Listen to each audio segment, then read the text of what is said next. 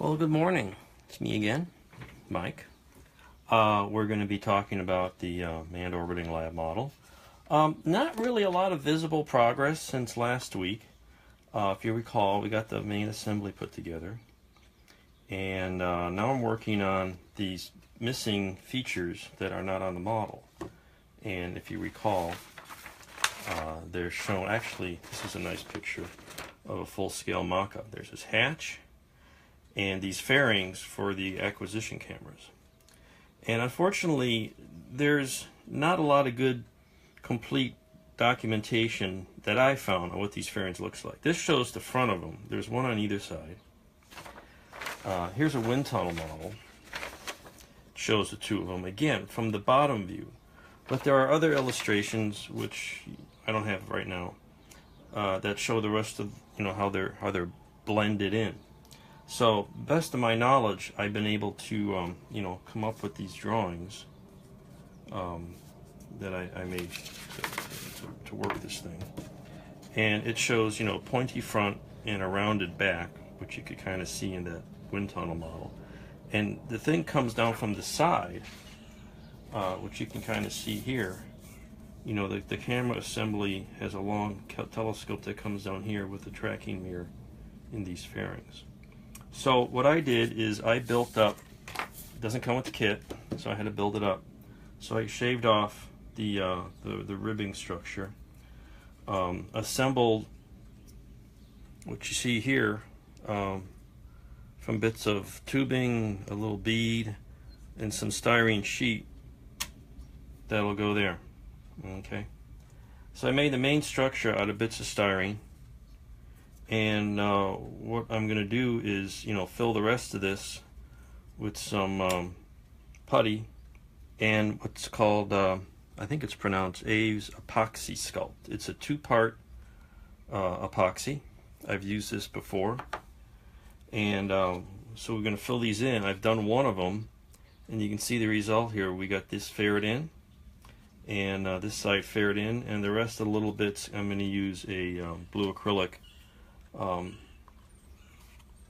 putty. So I'll show you how this works. We'll push this off to the side. I've got a little bit left over from the first batch, but I'll show you real briefly how this works. I like to use a little scalpel-y kind of thing. I have a couple of drops of water handy to keep it moist. It just works with, you can keep this workable with water, which is awesome. And it's a water cleanup, even though it's a two-part. So I've got some made. It's still, the working time is actually a couple of hours, but I need a little bit more. So you scoop out a little bit from one of them, and then scoop out an equal amount, roughly. You don't get real fancy measuring this, from the other one. So that's pretty close. Keep these closed. So we got these two parts here, and I like to get a little damp, and you just squish them together, not too damp, and knead it together.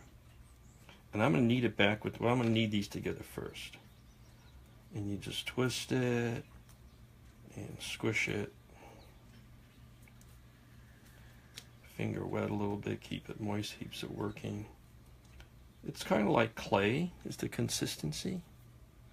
And then I'm going to take the old piece that I had from before and blend it all together.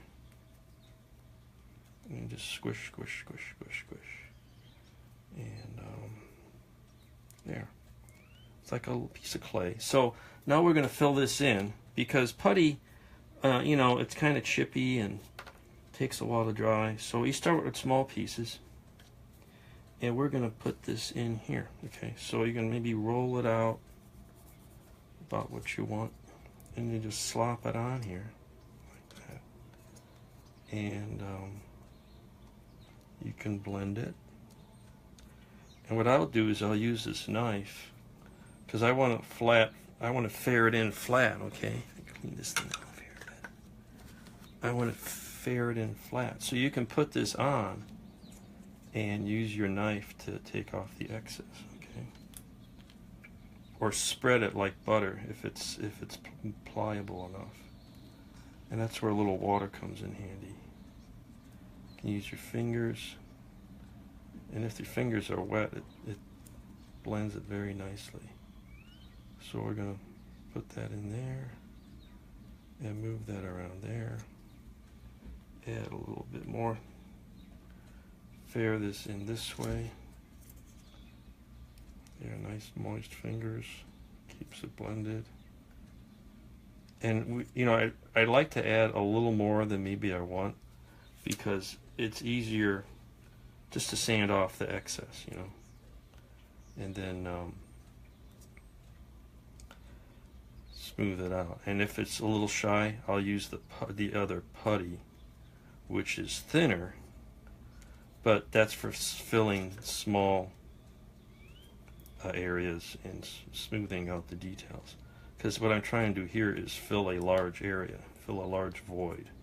See, I use the blade to keep it smooth, to get the contours I want. Okay, I'm trying to blend it with that ball there, and then back the other direction. There we go. And you can smooth that with your fingers. Oops, see a little gap there. So let's go back and put that in there. There. See? And then this dries very hard, and you can then smooth it and put like a Mr. Surfacer primer on it if you want to fill it in really nicely, and then you paint it.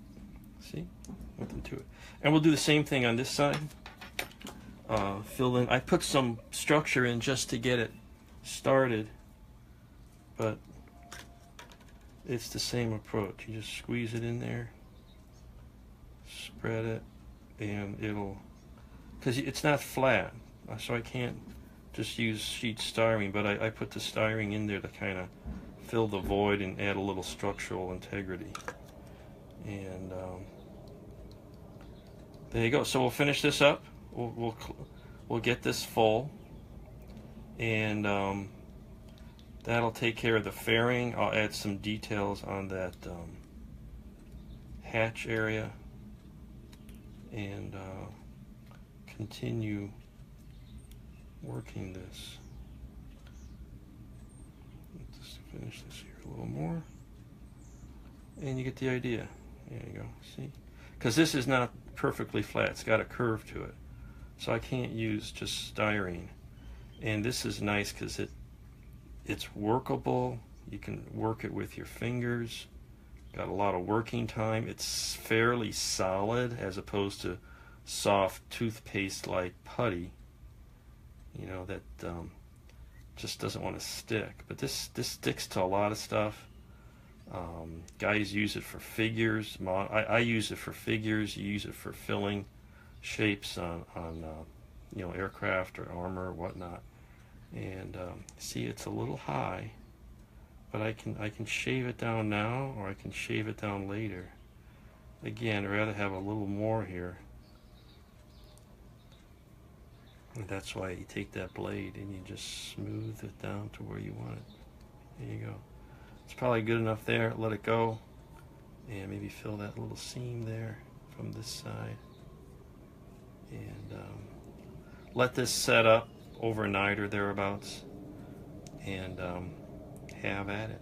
There we go. See, it's the idea. And then that'll go here, and we'll have a nice faired in. I'm still not sure what I'm going to do at the bottom. There's supposed to be an aperture there. I may just do it with a decal or something. But anyway, that's what's going on this week.